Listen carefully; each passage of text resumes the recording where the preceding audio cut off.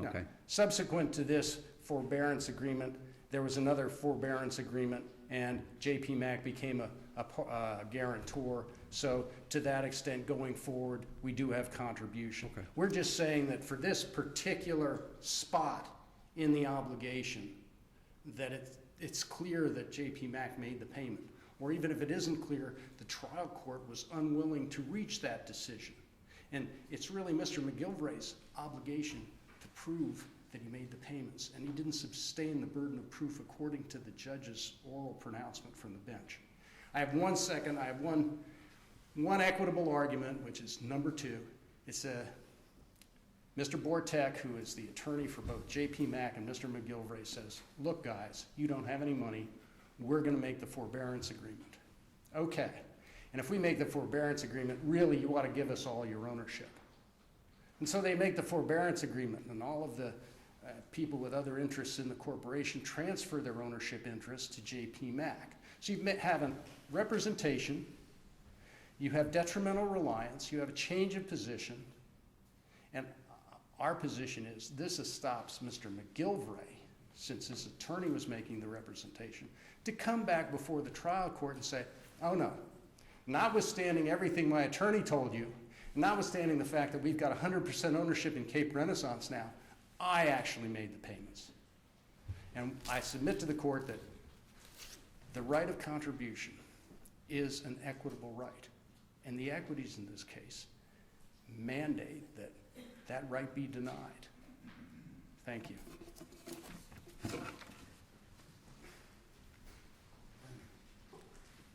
May it please the court. Steve Brodsky on behalf of Mr. McGillivray. This case is about a guarantee payment made by Mr. McGillivray, who was one of 4 guarantors, and he rightfully went and sought contribution. There was a loan that came due of $4,572,000. The bank sent demand, a default notice and demand to the borrower and the guarantors. Mr. McGillivray paid. As a threshold matter, the opposing counsel's characterization of all these payments flowing through JP Mack is not what the facts are in this case are. Many of these payments, most of them actually went directly from Mr. McGillivray's personal account to the bank. And contrary to any question of dispute here, there was actually a testimony at trial where Mr. McGillivray showed the account opening, which showed that the account that these were being paid out of was tied to his personal Social Security number and had his name on it. And therefore, there wasn't really any... Well, even if he's making the payments, why can't we conclude that his putting up the $600,000 or $700,000 is consideration for the guarantors of relinquishing their interest in this development? Because the judge specifically decided that that was too ambiguous. There was that body of evidence included memoranda back and forth. It included emails over months worth of time. Some of these assignments didn't occur until 5 months after the first $600,000 payment was made, so there was no, quid pro quo in terms of time. The judge said that based on competent, substantial evidence, he looked at that and said, I just find that it's too ambiguous to look at all these agreements and decide that there was any quid pro quo, that the $600,000 was consideration for the assignments. As Your Honor pointed out... Then it's a gift? It's either a gift or it's who knows what it is. Maybe they just were tired. They were tired of being involved in the LLC. But the court found that regardless of what that was, I mean, this was underwater. I mean, mind you, this was a piece of property that was severely underwater. There's $4.5 million owed, and there's $2,700 in the bank account for this entity with no way out. This was nothing but something that you're going to have to pay and pay and pay on. So there was no way out. So I don't know what it was. So they give up their interest for a $600,000 payment. I mean, Mr. Hooley makes a point that sort of appeals to me is they give him 100%. He's fronting the money. They have no more interest. So if there's never an upside for them, there's never going to be an upside on this project. And he comes back and says, hey, now you owe me. There is some equitable issue there, don't you think? Again, there was,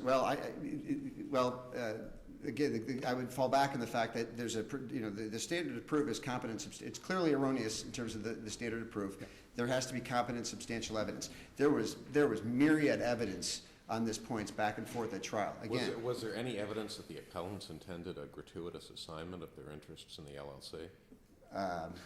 there was some discussion about that, at least by Mr. Bortech, the attorney for Mr. McGill, at one point mentions that he thought it was gratuitous. And in fact, there was one gentleman,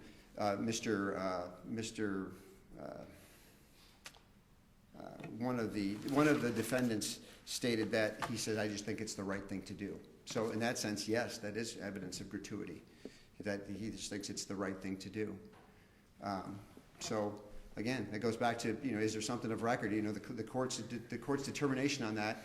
He's the one that's there in the courtroom, reading the body language, hearing the testimony live, trying to analyze the situation, and the law provides that the trial court is in the best position to weigh the evidence as long as there's competent, substantial evidence to support his position. It's cloaked with a presumption of correctness by this court, and he said it's just too ambiguous, he says.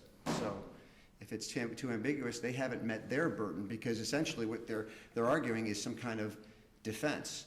On the defense argument, it's their burden of proof, not Mr. McGilvary's. So if the court determines that it was too ambiguous, what he's essentially saying is, I don't believe, based on the evidence, that you've overcome your burden of proof to establish your defense of estoppel or waiver or whatever it's going to be. Do you agree with Mr. Hooley that this is not the end of the day?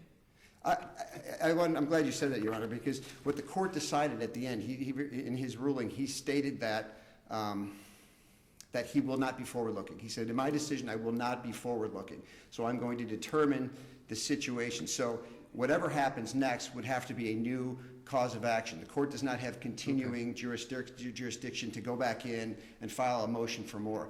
I could inform Your Honors as to what happened after the fact, but I'm not sure that's appropriate for me to do that in terms of the ultimate outcome of the property. But that's where the trial court left it, is what I That's correct. The trial court left it that this is a done deal. This decision is final. The amounts are the amounts. After these payments that have been made. Correct. Okay. Yes. Thank you. So, continuing on,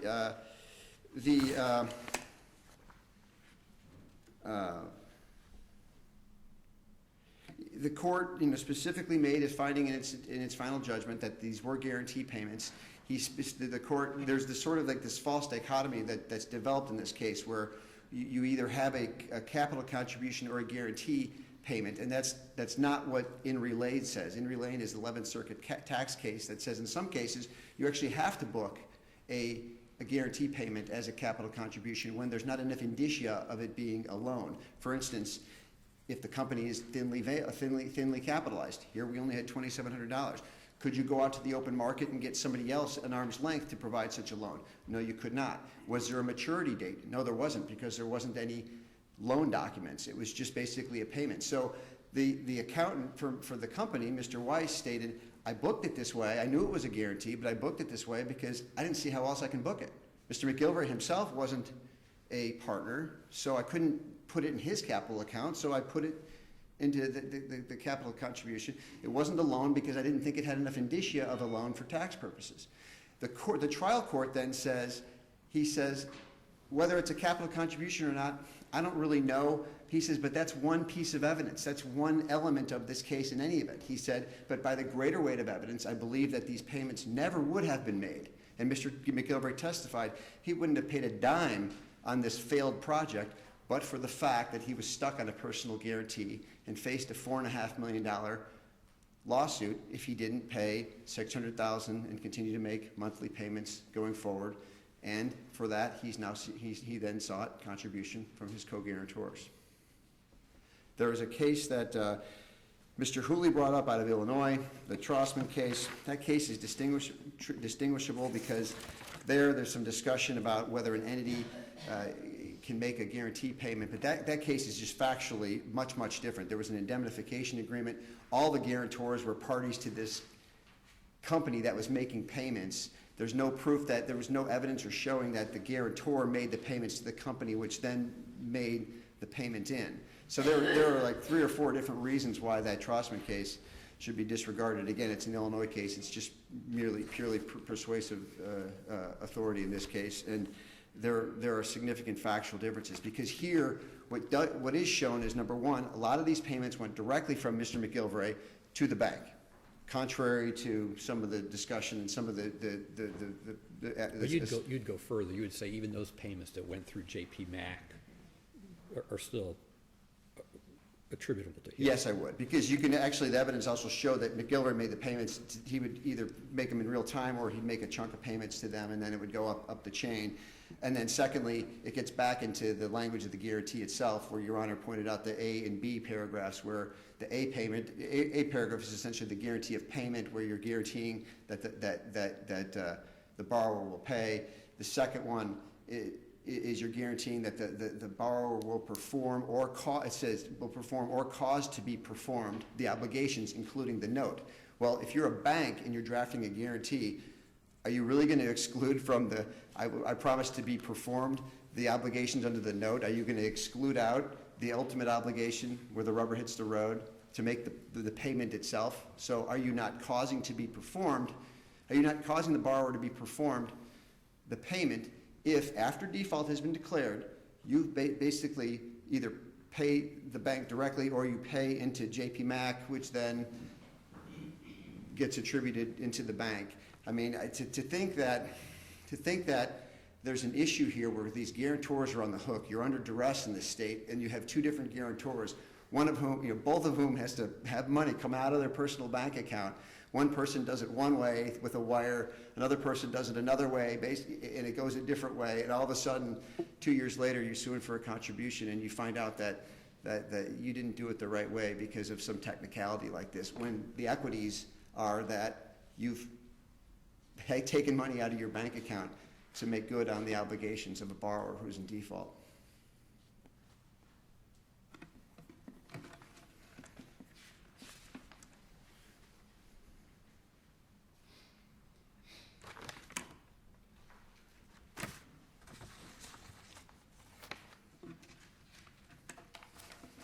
Just want to double check.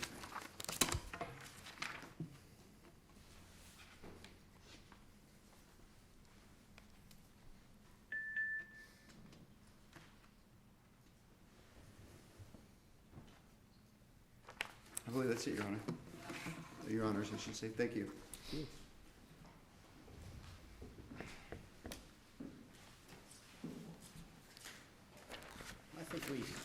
I kind of want to go back to the question I asked you last time, which is, assume we agree with your friend that there's competent, substantial evidence that the funds with which these payments were made came from Mr. McGillivray.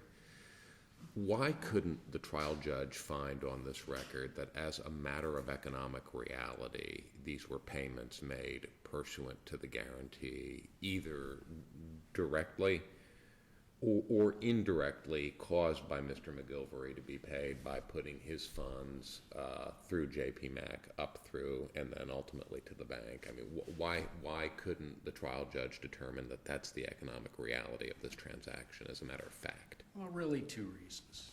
I mean, if you want to just say, which Mr. McGillivray has been asserting all along, that he's interchangeable with his corporation, then, you're just disregarding the corporate structure, which is exactly what happened in the Trossman case. I mean, he can do that.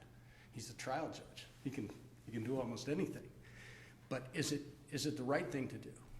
We submit that it isn't. If he's running it through the JP Mack, there are issues, and these are the issues. Okay.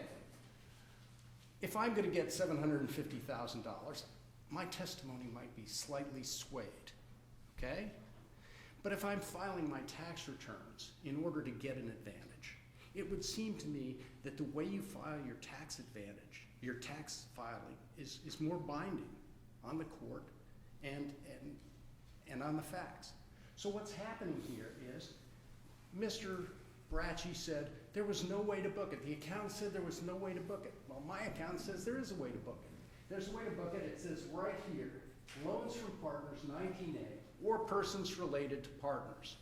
If he's making the payment on the guarantee, it would be a loan, and it would show up right there because he's not a partner, He can't do the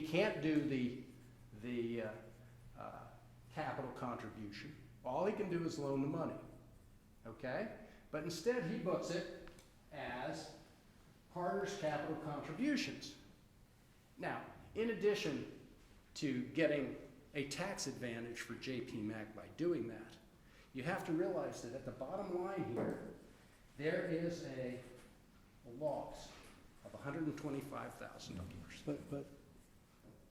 But that if it's booked improperly, that may create some exposure for Mr. McGillivray vis-a-vis the IRS. But does that really change the financial reality of the transaction vis-a-vis Mr. McGillivray and your clients? I'm not saying it creates it doesn't create an issue with the IRS. Well, I don't know. Maybe it does, maybe it doesn't, but isn't that separate? What I'm saying is that in addition to the advantage of actually owning the entire thing and having a capital thing so they can take a capital loss, in 2011, JPM got a $125,000 loss that they could use to offset gains during that year. They got a direct benefit out of this situation. And I submit to the court that it's like heads I win, tails you lose. We get to do this for JP Mack because I want you to disregard the corporate entity. We get to do this for JP Mack so JP Mack gets a tax advantage. And then I'm going to come into court and say, hey, I actually made the payments. So, get these guys to pay. Is this really a matter of honoring corporate formalities, though? I mean, the ultimate question in this case, I don't think is one of veil-piercing or corporate form. It's whether Mr. McGillivray either made a payment within the meaning of the contract or caused a payment to be made within the meaning of the contract. Why should we be worried in that exercise of applying contract language to a set of facts about kind of corporate formalities? I mean, what we're really doing is interpreting and applying contract language, aren't we? No, actually, this is an action at equity. The issue is equity, okay? Is it fair, okay? So you're saying that we should just disregard the corporation, but that's exactly the Trossman case. The Trossman case, these two guys own the corporation, and they're asking the trial court, they're asking the appellate court. They're saying, look, we're the only shareholders, we're making the payment. And the appellate court says, I know, but you're a corporation, if you're going to do the corporation thing. And what you're saying is, well, we should just disregard that and do this. And what I'm saying is, if JP Mack didn't get any advantage from this, that's one thing.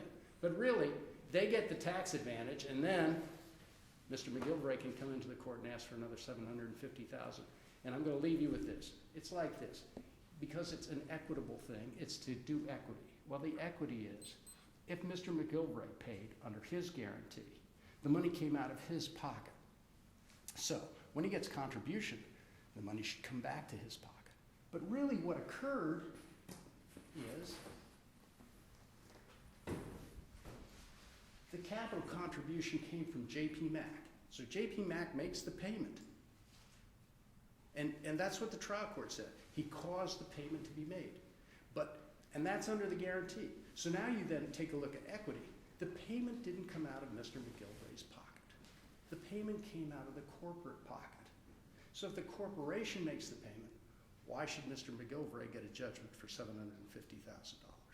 And finally, these guys aren't off the hook. I mean, there's still $3 million out there. I mean, and that's what the trial judge said, so I'm not speaking outside the record.